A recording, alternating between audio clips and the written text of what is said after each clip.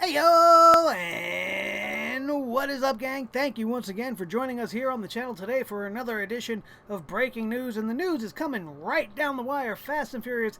Nothing really tremendous, but a few interesting tidbits. And we are here to talk about all of that, plus maybe a little bit more right here on the Sledgehammer Wrestling Show. Let's do it. Click. The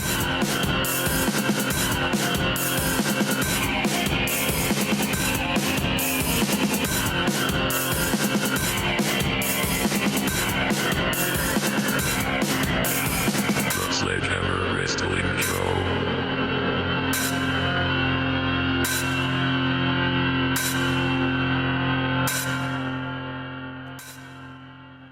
Alright, gang. Thank you once again for joining me here tonight for another edition of Breaking News. We got some interesting stories to get to. It is hot as balls here in New York City, hence the, very miniature attire that you see before you. Hopefully you think I'm sexy in it. Thank you. If you do, let me know in the comments if you feel it necessary. Who am I in this sexy Macho Man Randy Savage purple tank top? I am your host, Nick Nightmare, here with you always with the World Heavyweight Champion of Microphones, Blue the Snowball, and we're here to bring you guys the news. But before we do that, I want to remind you guys to keep your eyes peeled to this channel. We got a big wrestling weekend. It is time for Battleground, and we will have our preview and prediction show up sometime tomorrow. And don't forget, as always, the review following the show, either Sunday night or Monday morning, depending on how much of a deep sleep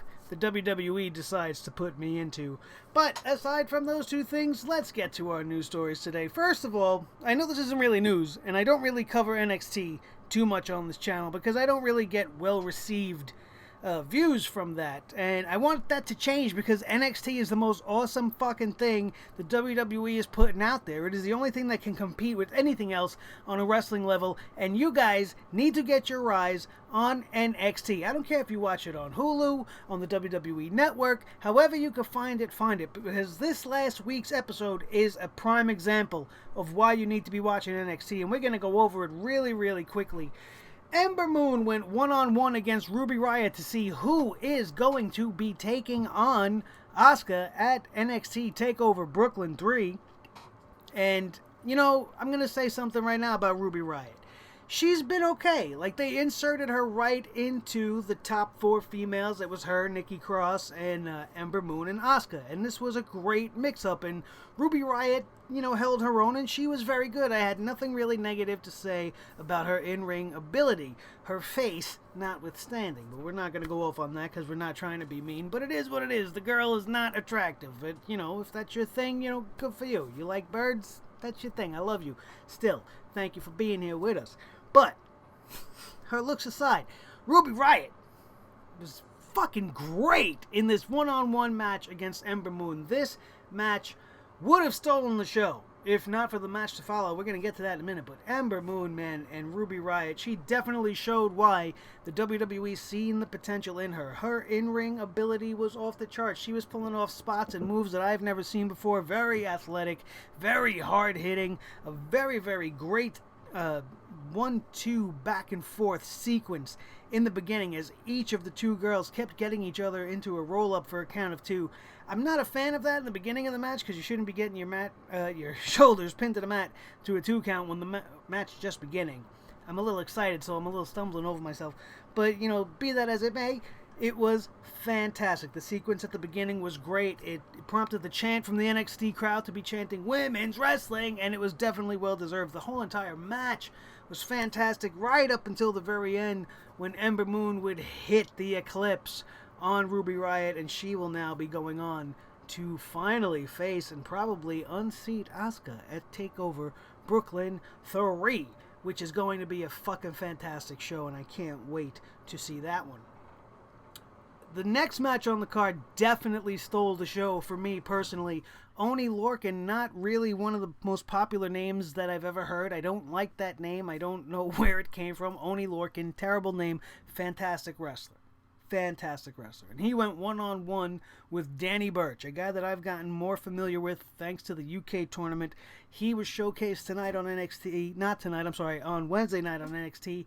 He was just as good as Oni Lorcan. Let me tell you something about these two guys. They have a natural chemistry, and they almost look like mirror images of one another, and they were absolutely brutal. These guys kicked the shit out of each other from the entirety of the match.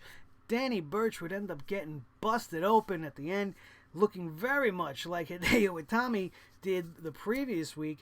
It was fantastic. It was so good that even though Oni Lorcan would get the win, I hate saying that name. It makes me speak funny because it doesn't come out right and it makes my words come out wrong. Oni Lorcan would get the win on Danny Birch this night, but at the end of the match, Danny would extend his hand and Oni Lorcan would shake the hand. Just like, as I forgot to mention, we would see during the Ember Moon Ruby Riott match. Lots of good sportsmanship showcased on this night at NXT. This was also the case as Oni would agree to Danny Burchill's request to go one more time, and hopefully that will be at NXT TakeOver Brooklyn. That will be a great opening match. These two guys had a great dynamic between one another. It was fucking great. Another great match, which I did not expect to be great, was No Way Jose, who I very much enjoy. I love his theme song. I love his look. I love his whole gimmick. I get into it. Versus Cesar Bononi, I believe is how you pronounce his name, or Bononi. If I'm saying it incorrectly, I apologize. But this guy came out of nowhere and beat Andrade Cien Almas a couple of months ago, I believe, or a couple of weeks back. And this night, in the middle of this great match he's having with No Way Jose, Andrade Cien Almas, along with Alma, formerly known as Thea Trinidad, would make their way to the ring, costing Bononi the match.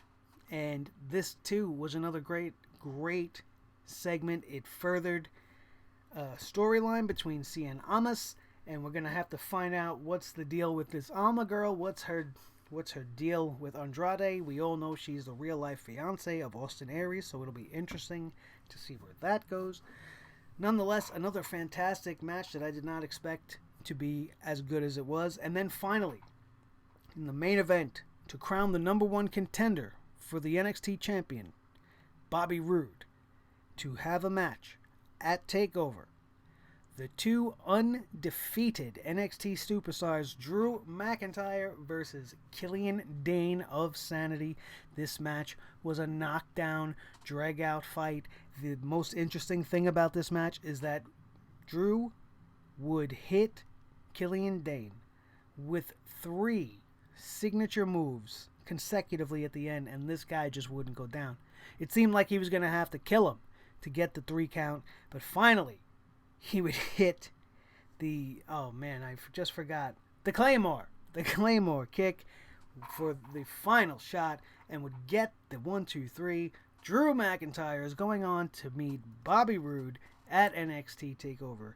And this whole night at NXT was fucking great. Absolutely fantastic. If you're not watching NXT, you are missing out. And if you didn't like that, I got 2 words for you. Let's move on to a very, very interesting story that many of you, I'm sure, have heard of by now. And Shane McMahon's helicopter goes down in the Atlantic. This is one of these wild stories that you just never expect to hear. And it would be a McMahon that would, have a chopper crash situation and end up coming out completely unscathed. This now is something that Shane McMahon can claim he has in common with the Nature Boy Ric Flair, albeit Ric Flair's plane actually crashed and the man, came out injured and broke his back. But they both survived an air decline that was not intended. And Shane McMahon, after the match, do you hear me? Because I'm so used to talking wrestling, when I'm not used to talking real fucking news. All right, so forgive me for my flubs tonight. And listen, this man was cool as shit, talking on camera to the news reporters. He's like, hey, the pilot was cool. So that made me cool. We hit the water, everything was cool, and they brought us aboard to safety. I mean, how do you even have the nerves that calm to just be like, yeah, all right, reporters are here, cool. I'd be like, listen, leave me alone. My chopper just went down. For a minute or two, you had to at least believe that Shane McMahon didn't know this was going to go that well. And hopefully the man's a good swimmer, because if it didn't go the other way, he would have had to stay afloat.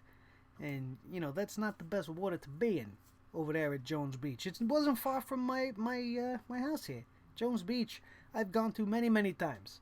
So Shane McMahon crashed just a few miles away from here.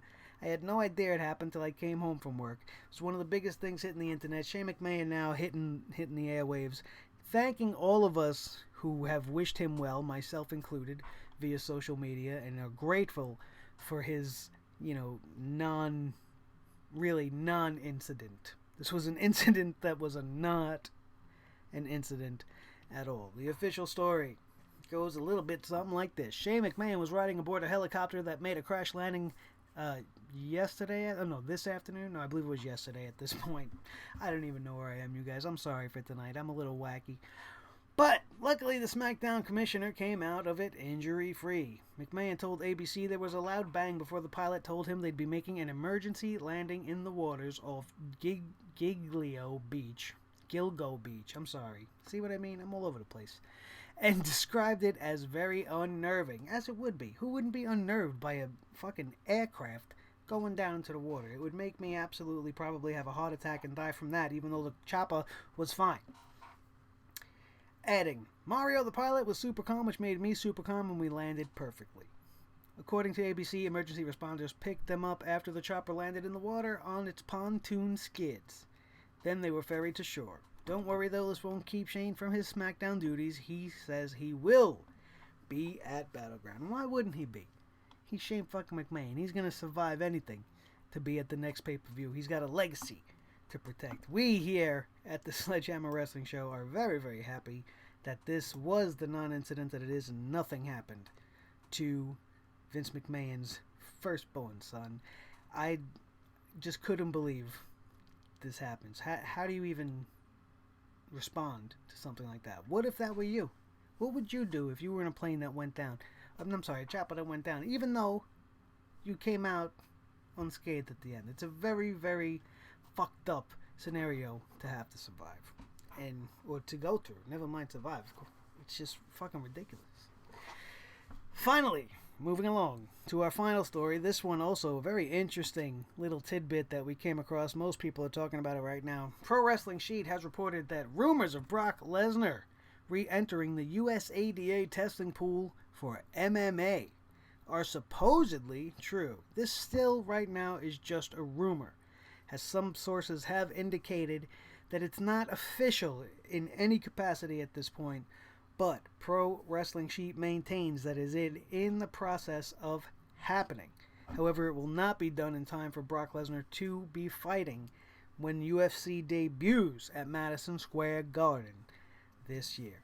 Sources also say Brock Lesnar's contract with the WWE expires not long after WrestleMania 34 next year, and he's already made it clear to backstage officials that he currently doesn't intend to re-sign. That is very, very interesting. We're told the reason Lesnar has re-entered the testing pool is so that when his contract is up, he can make the right decision about his next career move should he want to return to MMA. Also, according to Fightful.com's Sean Ross Sapp, Lesnar has to re-enter the testing pool and fulfill the rest of his suspension before he's allowed to fight in the UFC again. With all of that being said, WWE could always make him a big offer and keep him from doing so. Listen, the Beast Brock Lesnar's name is bigger than the WWE. This moment was bound to come. I never thought he would return to MMA. I'm starting to believe he's really too old to compete with what's going on down there. But I guess if Punk can do it, why can't Brock Lesnar go back and do it? He's the most vicious man I've ever seen. In the ring, in the octagon, in wherever you want to put him. He's absolutely what he is. He's the beast incarnate. There is no better moniker for him. And if he decides to up and leave the WWE and pursue a further legacy in MMA, maybe win the title there again, raise his stock again, only to maybe come back for one final run in the WWE before he gets inducted in the Hall of Fame, which is bound to happen. That's his prerogative. The man can do what he wants to do. My only concern is how he ends up going out. And we certainly do not want to see him retain the Universal Championship all the way to WrestleMania, only to crown for the 4th time one Roman Reigns. However, if they do change gears and allow this year to flesh out what has organically begun already, which is Samoa Joe and Brock Lesnar, and climax that and make that be Brock Lesnar's last stand, because there's only one other person besides Samoa Joe that should be taking out the beast, and that would be Braun Strowman. That would be the only other acceptable answer to that question. Who could take out the beast? Samoa Joe definitely showed that he has it within him to bring the beast to his limit, which means he definitely could, on a good night, defeat Brock Lesnar.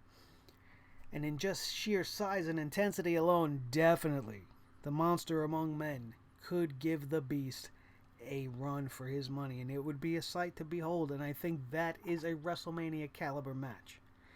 The fact that we've seen Roman and Brock 3 times already only makes me not want to see it even next Monday, or at the next pay-per-view, or at SummerSlam, or ever. There's no need to see them go one-on-one anymore. This Fatal 4-Way that's supposedly coming up, and almost definitely, why am I saying supposedly, for SummerSlam, I want to be the last time I see Brock Lesnar and Roman Reigns in the ring again. And I'm going to let that be the end of that. As far as whether he goes to the MMA, who cares? Really? Because is Brock Lesnar really around that much? No. Is it really going to impact us that much as wrestling fans? No. He's going to do what everybody else does, and he's going to follow the money. And wherever he's going to be able to make the most money is where he's going to go. I wouldn't put it past Brock and Paul to make this just a clever bargaining agreement move, so that when it comes time to renegotiate that contract, he can say, listen, I'm in the pool for the USDA, ADA, to go back to the UFC. They're going to give me X amount of dollars. I'm going to make this amount of dollars in a couple of fights, and this is what I'm going to do. It's very, very well. Vince can come back and tell him, well, all right, go ahead, go make your dollars. Or he could say, listen, we got something here, and I want you to be here for another year. At least give me one more year. We'll give you blah, blah, blah. And you maintain the same schedule, and everything will be fine. You can go back to MMA next year. We don't know. But that's exactly what I kind of think is happening. Because I don't see Brock Lesnar really having a successful comeback in MMA. But if anybody could do it, it definitely could be him. That's going to do it for today, you guys. As you could see from today's episode, I'm just all straggled today. It's been a hell of a fucking week, and my brain is just shot. My work week was just absolutely a fucking nightmare, and it's been so damn hot that all I want to do is sit in the air condition, which is not in this room. It is in the other room, and I want to go and be there in it. And I suggest the rest of you guys do the same. Wherever you can be cool, go do that. Even though I'm always cool. Cool as the breeze. Tyler Breeze. Officer Breeze. See what I mean? It's the heat. It's delirium. It's setting in. So we gotta go. Thank you all for tuning in. Don't forget, if you have not by now, smash that thumbs up for me. Hit that like button. Don't forget to share this video and subscribe if you have not been one of the subscribers that have been jumping aboard in mass this last week. And I want to thank each and every one of you bastards. I love you all so very, very, very much. Thank you for being a part of the family. And thank you once again for joining us here tonight. I am the very hot Nick Nightmare. This is the undisputed World Heavyweight Champion of Microphones, Blue the Snowball Microphone, thanking each and every one of you for joining us, and don't forget to tune in for all the Battleground coverage this weekend, because right now we are out of here. And thank you for watching the Sledgehammer Wrestling Show right here on Sledgehammer TV. And we will see you next time. Have a good one.